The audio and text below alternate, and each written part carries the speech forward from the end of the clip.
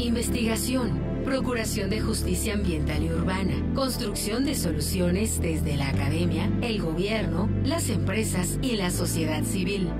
La Procuraduría Ambiental y del Ordenamiento Territorial del Distrito Federal y el Instituto Mexicano de la Radio presentan Territorio Ambiental, pasión por el medio ambiente. En la contraportada del libro El reino de los animales, de Jesús Mosterín, publicado por Alianza Editorial, el autor nos dice: no te invito, lector, a penetrar en el reino de los animales, pues siempre lo has habitado.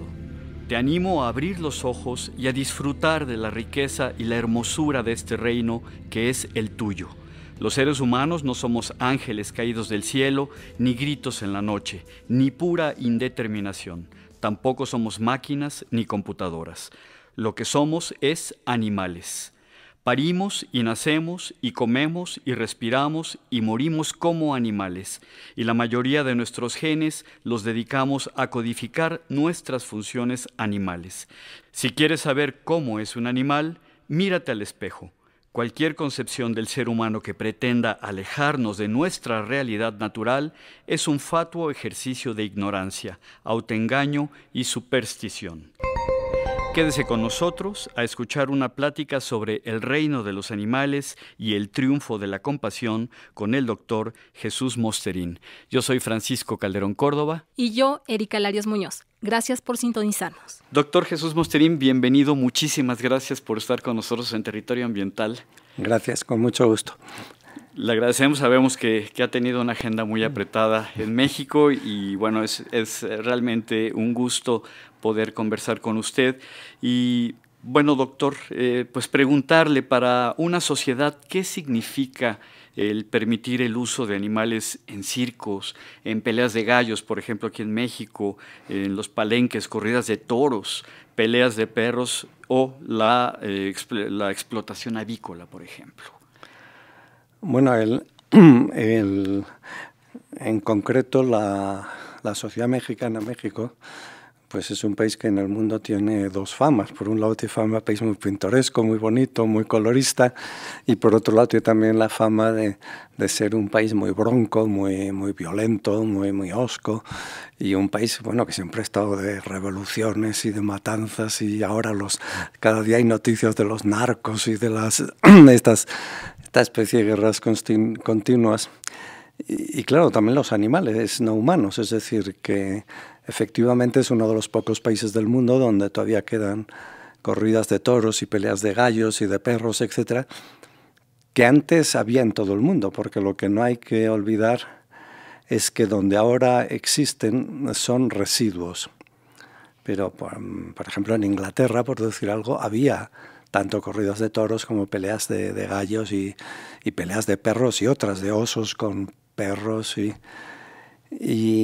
bueno, y en Francia y en Italia o sea, estas cosas eran, las peleas de gallos, por ejemplo, pues existían en todas partes, ya en el Egipto antiguo y aquí, pues en América, por ejemplo, que es el último sitio donde se han ido prohibiendo, pues también se han ido prohibiendo. Ya en Chile, por ejemplo, en fin, que de cierto modo es el país más civilizado, así de tranquilo en América Latina, pues ya hace 200 años que prohibieron tanto las corridas de toros como las peleas de gallos. Y curiosamente las prohibió el libertador O'Higgins el mismo día y por el mismo decreto que prohibió la esclavitud. O sea, prohibió a la vez la esclavitud, las corridas de toros y las peleas de gallos como salvajadas impropias de un país ilustrado y moderno. Y luego pues se prohibieron también en Argentina, luego se prohibieron en Brasil, luego se han ido prohibiendo. El último sitio que se han prohibido, si estoy bien informado, es el año pasado en Panamá. Entonces, esto pues es una cosa que claramente este tipo de prácticas están en decadencia. Pero además no hay que olvidar que el problema no es solo con los espectáculos de la crueldad con animales humanos, sino que en Europa, hasta el siglo XIX, todavía más populares que los maltratos y las muertes de los animales no humanos eran los maltratos y muertes de los animales humanos. Por ejemplo, en España, los espectáculos que más gente atraían eran las quemas de herejes por la Inquisición. Hacían los fuegos, los quemaban, pero iba la gente, iban las familias con la tortilla de patatas, con los niños, con la familia, y al mismo tiempo pues había como otros espectáculos y titiriteros y chiringuitos donde vendían pues cosas para comer y otros, en fin, era todo un... Y las ejecuciones públicas lo mismo, tanto en Inglaterra como en España, como en todas partes, cuando ejecutaban a alguien por razones políticas o porque era un delincuente o un asesino o lo que sea, no lo ejecutaban en un sótano o en un patio escondido, no. Lo ejecutaban en el sitio que más gente cupiese. O sea, por ejemplo, en Londres, delante de la Torre de Londres. Incluso en la Revolución Francesa, como saben ustedes, pues las cabezas rodaban constantemente, claro. Pero no ponían la guillotina en un sitio oscuro y escondido. Elegían la plaza más grande de París, que es la Place de la Concorde. Y allí en medio de esa plaza enorme, la Plaza de la Concorde, iban cortando las cabezas y todo alrededor pues había tribunas y asientos y gente que se pasaba el día allí viéndolo. Las mismas ejecuciones, todavía posteriormente, en Madrid se suprimieron las ejecuciones públicas pues hacia 1900, un poco antes, y en Barcelona también, poco después. Y hubo protestas incluso de algunos que decían que era una medida, digamos, contra los pobres, porque los pobres como se divertían era viendo las ejecuciones y esas cosas, y que suprimiendo esto pues les privaban de su espectáculo favorito. O sea que no hay que pensar que la gente de aquí ni de ningún otro sitio pues de por sí sea más cruel ni más nada, sino sencillamente que todas estas costumbres pues crueles y violentas que había en todas partes pues se fueron eliminando, sobre todo después del siglo XVIII, en que tuvo lugar un gran movimiento que se llamó la Ilustración, que fue un movimiento, por un lado, diríamos, de iluminación de las mentes y, por otro lado, de suavización de las costumbres. Y efectivamente, después de la Ilustración, pues estas cosas poco a poco fueron siendo prohibidas en los diversos países de Europa. Y algunas pocas que quedan, por ejemplo en España, pues obviamente son residuos y son cosas que también, pues, en fin, muchos queremos que se supriman. Ya hemos conseguido que se supriman en algunas regiones y bueno, esperemos que acabe suprimiéndose pronto en todas. Doctor, ¿cuál es su opinión sobre una iniciativa de algunos legisladores de la capital mexicana de buscar que los animales de compañía sean reconocidos como sujetos de derecho? Porque sabemos que la legislación actual pues los ve como objetos. Sí, bueno, esto es una cuestión convencional. O sea, no es que yo mismo... Pues la verdad es que no me importa mucho que me reconozcan como sujeto, como objeto, lo que sea. Lo que me gusta es que me traten bien con independencia de la calificación esta que me puedan dar. Y bueno, yo pienso que a veces gente bien intencionada y tal da un poco excesiva importancia a estas cosas de los derechos y de todo esto que en definitiva son muy problemáticas, porque los derechos humanos, por ejemplo, que se dice... Bueno, pues también son entidades muy discutidas, que mucha gente piensa que no existen, que son puros fantasmas, pero en lo que todo el mundo está de acuerdo, supongo, o espero, es en que no hay que ir por ahí dando patadas a la gente, sino que yo no sé si ayuda el decir que la gente tiene un derecho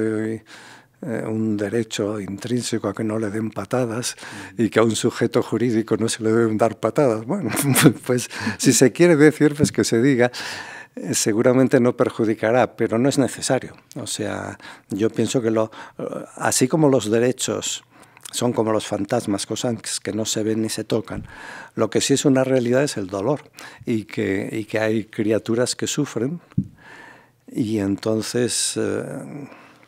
Darwin, por ejemplo, el gran naturalista, Pues estuvo, antes de encerrarse en su casa a trabajar, estuvo 4 años dando la vuelta al mundo en el Beagle y pasó la mayor parte, una gran parte del tiempo en el sur de Sudamérica, en la Patagonia. Y entre otras cosas estuvo una temporada en la Tierra de Fuego, que está al final de la Patagonia, una isla detrás del canal del Beagle. Y allí quedó espantado por lo crueles que eran los fueguinos, que eran los habitantes de la Tierra de Fuego. Bueno, él observó que eran muy buenos y muy solidarios dentro de su propia familia. Se ayudaban mucho, se agregaban, pero siempre se estaban peleando con los demás y en cuanto podían los agarraban de los pelos y se los llevaban a sus chabolas, a sus casas, para dárselos a los niños para que jugasen con ellos, sacándoles los ojos y haciéndoles todo tipo de barbaridades. Y no les daba la más mínima pena, se reían cuando estos gritaban y tal. Entonces Darwin reflexionó que el progreso de la moral consistía en la expansión del círculo de la compasión. O sea, primero a la gente solo le dan pena a sus parientes más próximos, luego ya a los vecinos, luego a otros, luego, pues qué sé yo, los de su sexo, su raza o su nación o su no sé qué. Luego al final ya todos los seres humanos le dan pena y luego pues ya vienen los animales y Darwin se preguntó ¿hasta dónde seguirá expandiéndose el círculo de la compasión? Y se respondió pues hasta que llegue a su lógica conclusión, es decir, hasta que abarque a todas las criaturas capaces de sufrir. Porque en efecto uno solo se puede compadecer con alguien que padece. O sea, yo con una piedra, incluso si es una piedra artística y esculpida, y bueno, la puedo admirar, pero no me puedo compadecer. Claro. Y yo no le recomiendo a nadie que dé patadas a las piedras, más que nada para que no se hagan daños a sí mismos. La piedra no va a padecer, y como no va a padecer, pues no va a compadecer. Pero claro, las criaturas que podemos padecer, pues, hombre, a veces tenemos que padecer, pero hay que evitar que nos hagan padecer sin necesidad, simplemente pues por capricho, como en todos estos casos que hemos citado y otros muchos. Pero en ese sentido, doctor, bueno, entender el compadecer como ponerse en los zapatos de otro, como se dice coloquialmente, claro. ¿No nos llevaría en algún momento también a querer exigir, bueno, primero crear un derecho y después pues luchar por la exigibilidad de ese derecho, de que no me pateen, de que no me maltraten, y solidarizarse frente al resto de la comunidad, que en dado momento es una comunidad solidaria con el grupo familiar, pero no con el grupo social? ¿No sería esto alguna manera de poder justificar la creación de nuevos derechos? Pues sí, esto es una cuestión retórica, pienso yo. O sea, yo pienso que los derechos no existen, como tampoco existen las almas, ni existen las naciones, ni existe la dignidad, ni existe qué sé yo qué. O sea, todas estas cosas, pues, sin embargo, en determinadas circunstancias son palabras que yo mismo uso. O sea, si por ejemplo voy a hablar con mi jefe a pedirle un aumento de sueldo, pues lo mismo se me ocurre decirle, pero no, es que yo tengo un derecho a que me suban el sueldo, ¿no? Pero vamos, lo diré con la boca pequeña, simplemente a ver si cuela y me suben el sueldo. Los derechos en este sentido, pues, lo que pasa es que si miramos la historia de la humanidad en relación a la moral y a la expresión de asuntos morales, vemos que siempre ha habido modas en la terminología y en cómo la gente ha hablado. Por ejemplo, en la antigüedad todo el mundo hablaba de bienes y de males, y siempre se preguntaban si algo era un bien o algo era un mal. Y se plasma en códigos éticos, digamos. Sí, pero la palabra derecho no existe, y tampoco la palabra deber. No tienen traducción en griego. Los griegos antiguos estas palabras no las tenían, y por eso, bueno, son palabras muy posteriores. Pero lo que sí que decían constantemente es que algo es un agazón, un bien, o que algo es un cacón, un mal. Y eso se preguntaban, por ejemplo, bueno, si ahora lo mismo que alguien se pueda preguntar, por ejemplo, pues no sé, ¿es bueno tener un perro? Supongamos. Entonces se preguntarían, ¿el tener un perro es un agazón? ¿Es un bien? o es un mal. Bueno, en la Edad Media ya dejaron de hablar de bienes y males y pasaron a hablar de pecados, básicamente. Todo era pecado y se preguntaban si era pecado y no sé qué, si es pecado y tal. Luego, pues fueron hablando de otras cosas. En la edad moderna europea, hacia el siglo XVII, XVIII, principios del XIX, se puso de moda hablar de deberes, ¿sí? Y constantemente todo era el deber y los deberes que uno tiene y qué deber tengo de no sé qué y qué deber tiene el otro de no sé cuántos.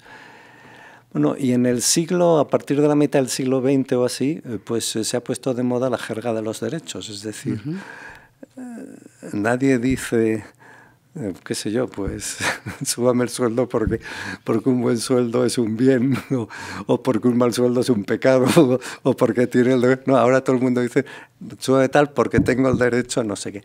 Y entonces se reúne cualquier grupo para lo que sea y ponen, exigimos el derecho a no sé qué. Y bueno, pues una cosa retórica, o sea, que a veces tiene éxito. O sea, por ejemplo, si tú lo que quieres es que le regalen una bicicleta a tu hijo, pues tú puedes decir, todos los niños tienen derecho a una bicicleta, y por lo tanto el Estado... Pues muy bien, y con esto a veces, pues efectivamente se consigue que regalen una bicicleta a todos los niños. Pero también podrías decir otras cosas, en fin, o sea que esto... Yo pienso que cuando hablo en serio y cuando escribo y cuando estoy con gente, digamos, científicos o filósofos, gente seria, yo nunca uso la palabra derechos, ¿no? Porque me parece que no es una palabra que describa algo existente. Pero por otro lado, sí es cierto que lo que sí existen son las leyes. Los derechos no, pero las leyes sí, las leyes positivas, o sea, las leyes que promulgan los parlamentos. Y entonces lo que sí es cierto es que si pretendemos algo, pues es una gran ayuda, evidentemente, que se promulgue una ley que, por ejemplo, una escritora sueca que quería que, Angrid Lindstedt, muy famosa, que quería que, en fin, le daba pena a las vacas que no salían del establo en todo el día, pues hizo que el Parlamento sueco aprobase una ley diciendo, según como se quiera leer, o bien que las vacas tienen derecho a salir de paseo una vez al día, o bien que los ganaderos tienen la obligación de sacarlas de paseo una vez al día. Que es lo mismo si se dice que los niños tienen derecho, qué sé yo, a ir a la escuela, pues otra manera de decirlo es que los padres tienen la obligación de llevarlos a la escuela. Claro. Bueno, todas estas, yo pienso que efectivamente, hablando en la jerga esta clásica antigua, que el dolor es un mal, o sea que cuanto más lo evitemos, pues tanto mejor. Y por lo tanto, todas las cosas que ayuden a eso. Por ejemplo, si en México todavía se practican las corridas de toros, pues lo importante es que se acaben. Y si se acaban porque la gente ya no va, o si se acaban porque de pronto el que las organiza pues se da cuenta que eso es una barbaridad, o porque el gobierno pues le promulga una ley para cerrarlas, pues al final da igual, lo importante es que se acaben. Aquí me han dicho que, en fin, personas cercanas a estas cosas, al gobierno del Distrito Federal, que en el Distrito Federal, que estuvieron hace unas semanas a punto de suprimir para siempre las corridas de toros, y que ya estaba aprobado por el Parlamento y con mayoría, y ya solo faltaba la votación final y la firma del jefe del gobierno, y que en el último segundo llegó la orden de pararlo todo, de archivarlo y de no continuar con esto. Se conoce pues que alguien con muchos votos o mucho dinero, lo que sea, había llegado allí a los jefes a un poco a darles una mordida o lo que sea, pero el caso es que se había, lo cual es una lástima, porque en todo el mundo ya se había publicado que en México DF se abolían las corridas de toros. Y como además se hizo así, como de un modo semiclandestino y por la noche, sin dar explicaciones, pues entonces hubo una cierta sensación de perplejidad, porque tampoco es que nadie explicase nada, ni dijese por qué al final se había parado. Al parecer, de hecho, se paró. Bueno, espero que los que llevaban la iniciativa de esto, pues que no se cansen y la vuelvan a tomar, y que a ser posible la semana que viene que empiecen otra vez. Doctor, a menudo las relaciones hombre-animal pues suelen presentarse de un modo polarizado, y puede haber situaciones en las que haya que decidir entre la misma supervivencia del hombre o la del animal. ¿Cómo decidir en estos casos? ¿Pueden los derechos animales entrar en contradicción pues con las necesidades fundamentales del ser humano? Bueno, yo no sé si... ¿En qué piensas cuando dices esto de que esté el peligro la vida humana? ¿Piensas ante un hombre que esté, no sé, en la selva africana delante de un león y se lo vaya a comer? ¿O qué piensas? Podría ser, o incluso situándolo en lo que usted comenta de las corridas de toro, bueno, finalmente es enfrentar al ser humano con el animal y bueno... No, pero el ser humano no corre el más mínimo riesgo. Uno puede estar en una corrida de toros como en el cine. Tú fíjate, pero es la verdad objetiva. En los últimos 15 años... en la totalidad de las plazas de toros de España y de todos los países de Latinoamérica, o sea, en todas las plazas de toros del mundo, ¿sabes cuántos toreros han muerto toreando? Cero. Sí, cero. No ha muerto ni un solo torero toreando.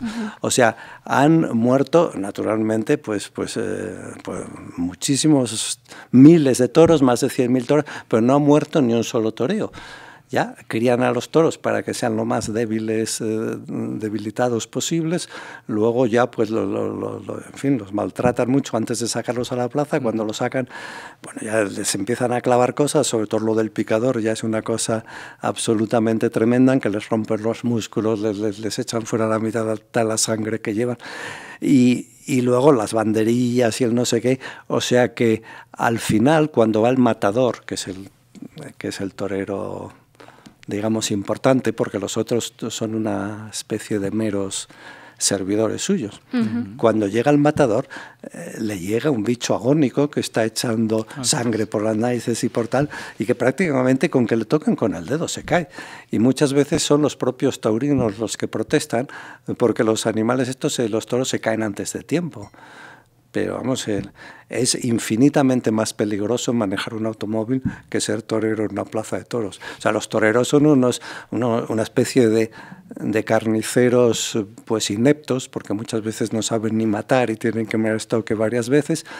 Además son completamente cobardes, claro. Ningún luchador mínimamente, no ya valiente, sino normal, exigiría que a su contrincante o aquel con el que va a pelear, que lo pinchen y lo llenen de heridas y lo desangren. O sea que no, estos personajes pues son unos impresentables, pero aparte de eso, vamos, lo que digo porque soy también científico y a mí me gusta el enfoque objetivo de las cosas. O sea, el riesgo para un torero de morir en la plaza es matemáticamente medido, conforme a las estadísticas, menos de 1 millón de veces menor que el riesgo de un toro de morir. O sea, como digo, si en 15 años no ha muerto ni uno, pues es un riesgo casi nulo.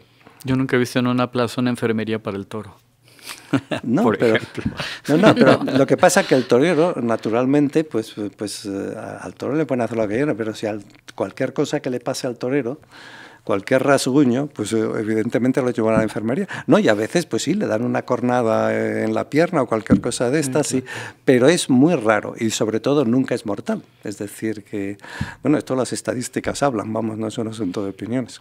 Bueno, desafortunadamente se nos ha terminado el tiempo, pero quiero invitarle, estimado radioescucha, a que siga la continuación de esta entrevista con el doctor Jesús Mosterín la próxima semana. Erika. Paco, pues nos escuchamos en la próxima emisión. Gracias. Muchas gracias. Síguenos en las redes sociales, Facebook, Twitter y YouTube. Visítanos en www.paot.mx o comunícate al 52 65 07 80. La Procuraduría Ambiental y del Ordenamiento Territorial del Distrito Federal y el Instituto Mexicano de la Radio presentaron Territorio Ambiental, pasión por el medio ambiente.